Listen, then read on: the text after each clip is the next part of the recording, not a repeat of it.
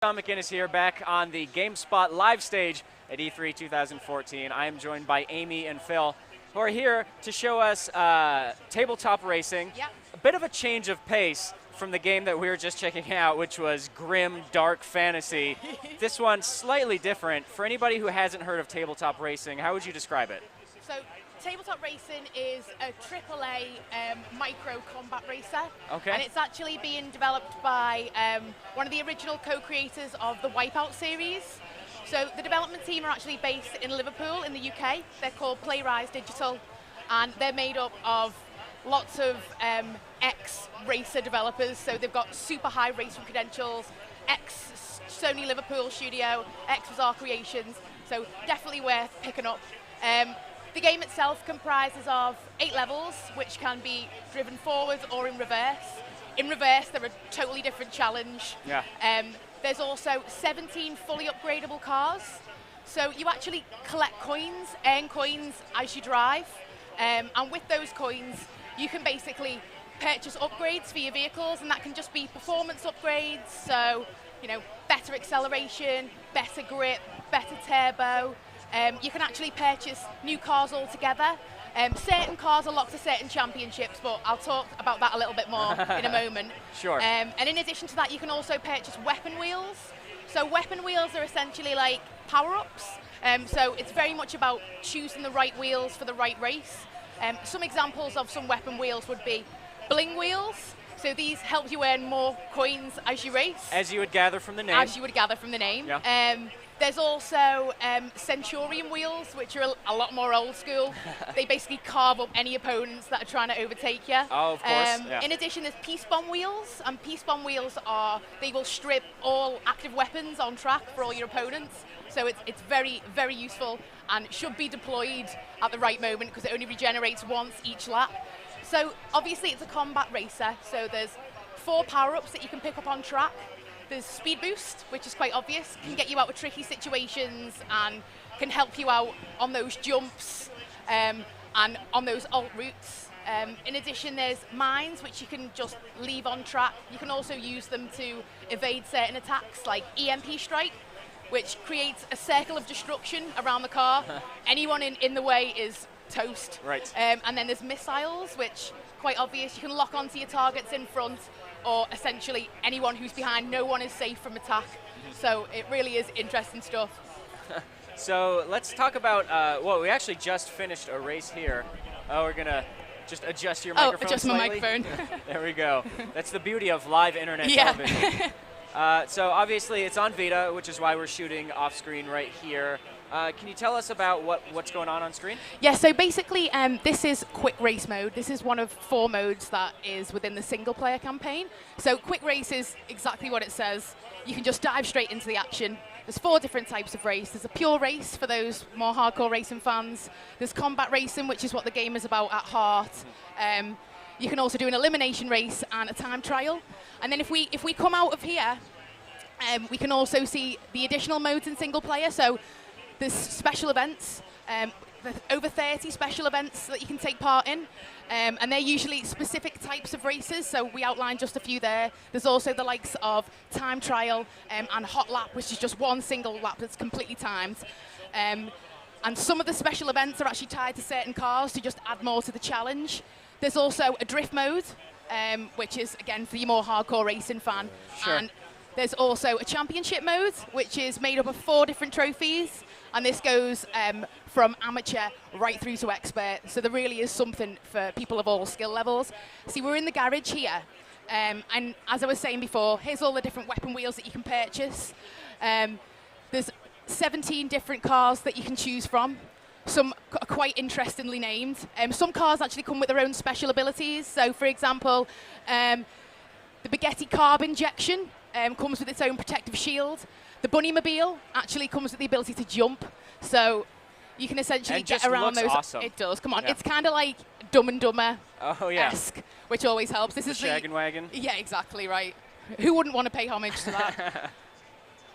So drift mode's particularly awesome. That's Yeah, my it is. favourite mode. It is really, And really drift, good. Drift mode's a great mode because that's where you're going to earn the most coins as well. Yeah. Oh, okay. And I was talking to Nick Burkham, who's the designer of the game, who was the designer of Wipeout. And Nick, when he designed the game, the best score I think he ever got on Drift Mode was 150,000. His son, he told me, has scored 500,000. It's the world record. It's the world record. So it's a big challenge out there to all Vita gamers. We want to know who can beat Nick's son's record of 500,000. And it would be an interesting feat. Something we've not mentioned yet is it's got 4-player online and 4-player offline, local multiplayer, which is awesome fun.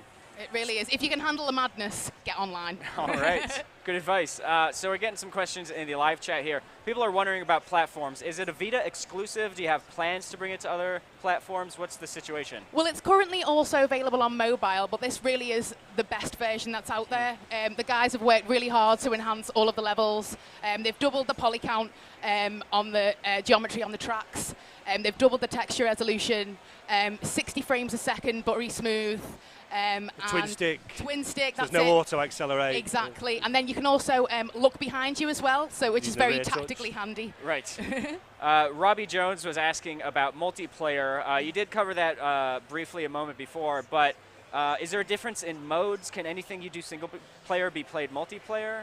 You can play locally and you can play online against your friends. So whether you want to just get together with a group of friends, get your Vitas together, have a bit of a racing party, right. or whether you want to just get online and just compete in the global leaderboards, it's entirely up to yourself. But both options are there for players to look forward to. All right. A lot of people who are excited to see this kind of like micro racer style game seems to be stoking a lot of nostalgic memories for people. Well, the guys really, really love their racing games, particularly Micro Machines and Mario Kart, and they really do pay homage to it. You can see the influences in the game. It's just super fun. Let's see here. I can't pronounce your name, but Kifra, something like that, is wondering, is it purely analog D-pad steering, or is there tilt controls, any of that motion stuff that the Vita has? There is just analog steering, but as we mentioned before, there is the rear touch as well, so it does utilize the full features of the Vita. But yeah, I mean, it's all about the racing experience, right. And I think because it was a mobile version initially, the guys were just so keen to get in there and utilize the controls of the Vita. But you can change the camera, so you can have more of a kind of a top-down view. Okay. It's much more like MotorStorm RC, and the controls slightly changed there because the camera's fixed. All right, cool. And I mean, let's be honest, in a racing game, you want to have the tactile controls anyways, right? You just get more precision out of it. Sure. Let's see here. A lot of, basically people are just like listing off their favorite classic racing franchise at this point. They're not even submitting questions anymore. It's like, oh guys, remember Twisted Metal? That one was great. That's awesome. Well, it's good that it's inspiring a bit of a nostalgia in people, because I think that is what the guys like really want to do, and it's what they're really passionate about. So it's great that people are excited. So until our audience gets back on track, let's jump back to describing the action that we're seeing on the screen here. Yeah. So obviously I outlined the power-ups before. I'll just go through them again. At the moment, there is a mine being used there, which can be used to deploy on track. You can kind of leave it sneakily before a power-up, or maybe on a shortcut, so you know that someone is going to, unfortunately, come across it. They can also be used to evade attacks. That was an excellent mine hit there. So anyone tries to hit you with an EMP strike or a missile, if you deploy that mine at the right moment, you can completely evade the attack altogether. Again, looking back is so tactically handy in that scenario, because you can just place your power up exactly where you want it to be at exactly the right moment. But it's super fast paced, so it's certainly not for the faint-hearted. Right. And on each track as well, there's also a lot of shortcuts.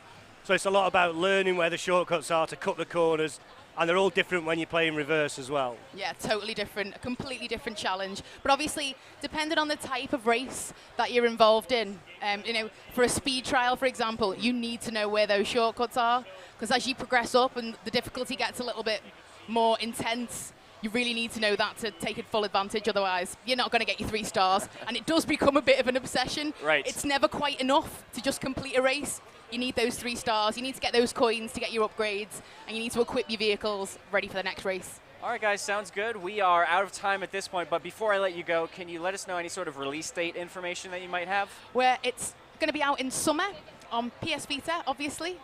So everyone keep a lookout for it. All right, Amy, Phil, I appreciate your time. Thank you so much. Thank you so Thanks, much. Shaun. Thank you. Cheers. Thank you, Shaun.